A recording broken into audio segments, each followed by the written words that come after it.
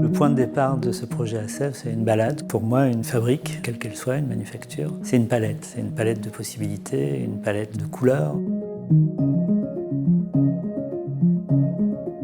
Je suis Ronan Broullec, je suis créateur. Je travaille sur des sujets assez divers qui vont de l'industrie à l'artisanat, de pièces reproduites par milliers d'exemplaires, des pièces uniques. L'échelle des projets va de la petite cuillère, du bijou, à des projets qui sont à l'échelle de l'urbanisme. Un des plaisirs de cette discipline, c'est que je suis un généraliste, je ne suis pas un spécialiste. Et je débarque dans un milieu vivant qui a ses règles. Chaque fois, la question est une question d'empathie, c'est-à-dire de bien comprendre les techniques, de les modifier, de les faire évoluer, mais d'être dans une situation de respect, je ne sais pas si c'est le bon terme.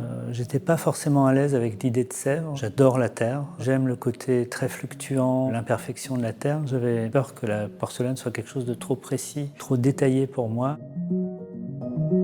Le déclic, ça a été la technique. Le tournage est quelque chose qui me suit depuis de nombreuses années. Le premier projet que j'ai fait en tant que designer très jeune a eu lieu à Valoris. J'ai travaillé pendant une année avec un tourneur et ça a été pour moi une des expériences les plus importantes dans ma formation. Il y a quelque chose de très proche du dessin. C'est que c'est assez rapide le tournage. Il y a quelque chose qui est dans la main. Si la forme est ratée, on en fait une boule, on la jette et on recommence. Il y a quelque chose d'assez direct et surtout d'une très grande sensualité. Et il y a un peu d'imperfection. Les pièces sont toutes un peu différentes. Le point de départ me correspondait bien.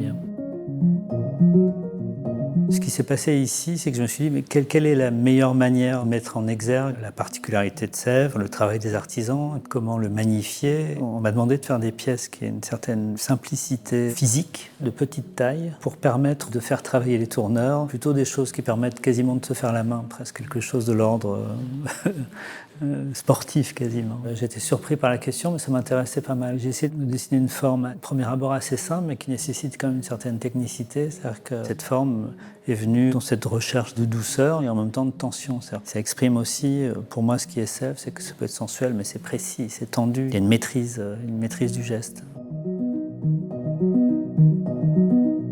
Par hasard, mais ça tombait très bien avec les problèmes que je rencontrais. La question était d'émailler ces pièces, mais d'une manière quasi magique. J'étais à la recherche de quelque chose d'extraordinaire, mais que je n'arrivais pas vraiment à formuler. Et je suis tombé sur des essais fin 19e, début 20e, de cristallisation. Et ça, d'un seul coup, ça m'a paru être une évidence. Il fallait chercher autour de ces tests anciens, c'est-à-dire poser d'abord une première couche d'émail et ensuite une poudre qui permet de la cristallisation. C'est un terme qui s'appelle la nucléation, c'est-à-dire que tout ça explose dans le four, mais d'une manière assez délicate.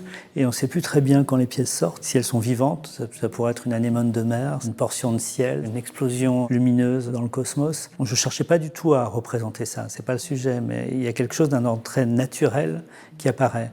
Naturel non maîtrisé, c'est-à-dire ces effets sont produits non pas par un choix, par un dessin que j'aurais produit, mais plutôt par une situation technique, une situation chimique. Je ne sais pas comment le qualifier, si ce n'est que le résultat me semble extraordinaire. Ces couleurs qui se mélangent, la manière dont elles se mélangent.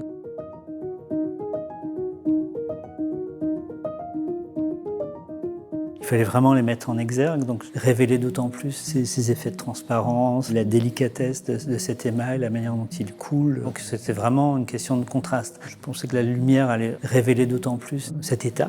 C'était difficile à trouver, mais en tout cas, ici ce sont des lampes, une très grande simplicité de structure, de géométrie. Il y a un pied très synthétique, anodisé, il y a quelque chose de très opposé à la douceur, à la sensualité, à l'explosion colorée de la partie émaillée. Et le fait de mettre ces petites corolles sur ce pied, c'est vraiment une manière de mettre le travail, l'exceptionnel détail en avant, sous l'œil.